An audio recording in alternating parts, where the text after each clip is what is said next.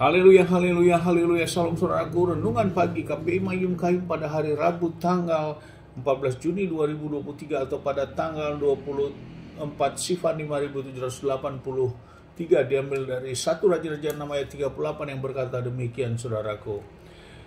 Dan pada tahun yang ke-11 bulan Bul, yaitu bulan ke-8, bait Yahweh diselesaikan seluruhnya sesuai dengan seluruh rancangannya. Jadi pembangunan seluruh bait Yahweh itu memakan waktu 7 tahun.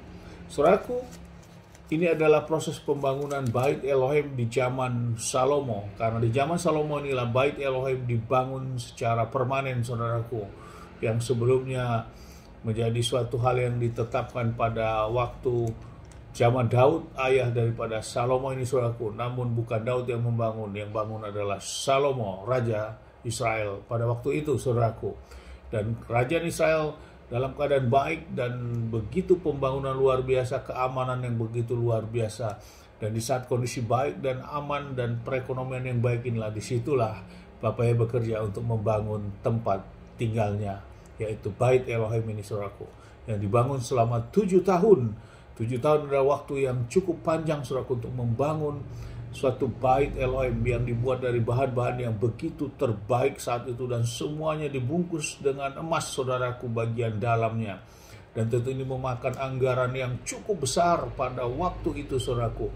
Dan itulah wujud dari keseriusan bangsa Israel, terutama Salomo yang takut akan Bapa Yahweh, untuk memberikan yang terbaik, tempat di mana Bapa Yahweh akan berkenan pada waktu itu, yaitu bait Elohim ini saudaraku.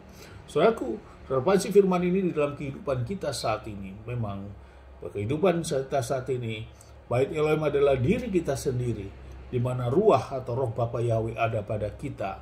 Itulah bait Elohim yang sudah ditetapkan di dalam kitab suci juga berkata seperti itu. Namun saudaraku, bait Elohim juga menggambarkan suatu tempat ritual ibadah pada waktu itu.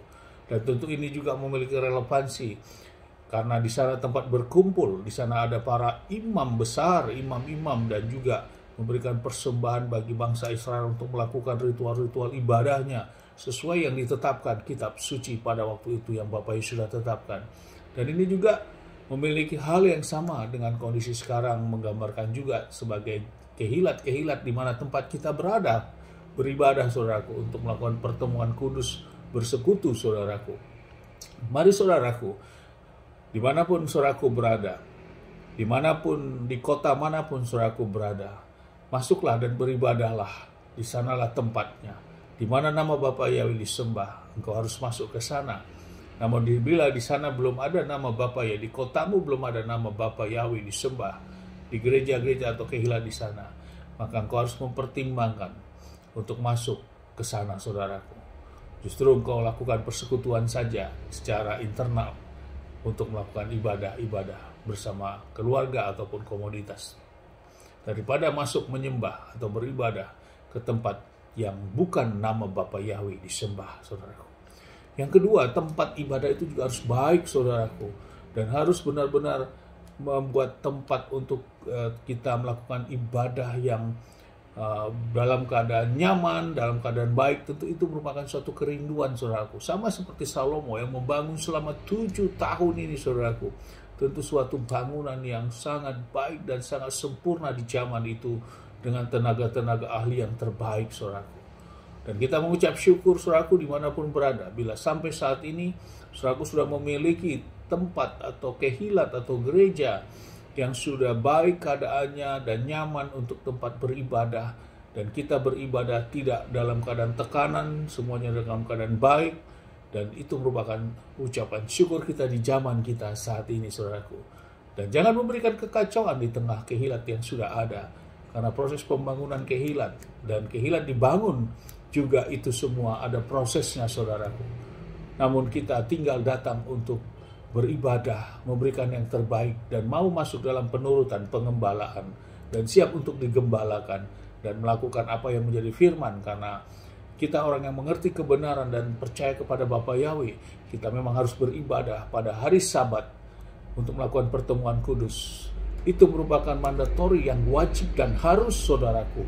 Engkau harus datang karena untuk melakukan firman. Bila engkau enggak datang ke kehilat di mana nama Bapa ditetapkan, yang sudah ada pada hari Sabat, maka ya sesungguhnya yang paling rugi adalah saudara sendiri, saudaraku.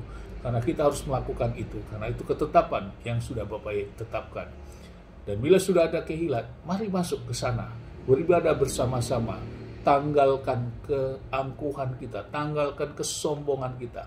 Kita harus datang merendahkan hati kita, walaupun kita mungkin memiliki kepintaran yang sangat tinggi, namun di hadapan Bapa Yahweh, di hadapan kita untuk menyembah kepada Bapa Yahweh, kita harus merendahkan hati kita. Kita harus pintar, ya harus pintar, namun juga harus merendahkan hati kita di hadapan Bapa Yahweh. Karena tidak ada yang perlu diangkuhkan, disombongkan di hadapan Bapa Yahweh. Terlebih dalam kita melakukan penyembahan kita datang ke bait tempat di mana Bapa Yahweh ada di sana dan melakukan persekutuan. Disitulah kita bersama-sama untuk menyembah, memuji, memuliakan, dan mengagungkan Bapa Yahweh. Untuk melakukan apa? Untuk melakukan ketetapan dan perintah Bapa Yahweh. Jadi kita manusia yang wajib harus datang di mana kehilat atau gereja yang sudah ada di kota Anda. Dan kehilat tersebut memanggil dan menyembah nama Bapa Yahweh. Amin. Sukses besar buat kita semua, maju terus dalam iman. Dari tempat ini saya berdoa, Bapa Yahweh memberkati kita semua. Haleluya. Shalom.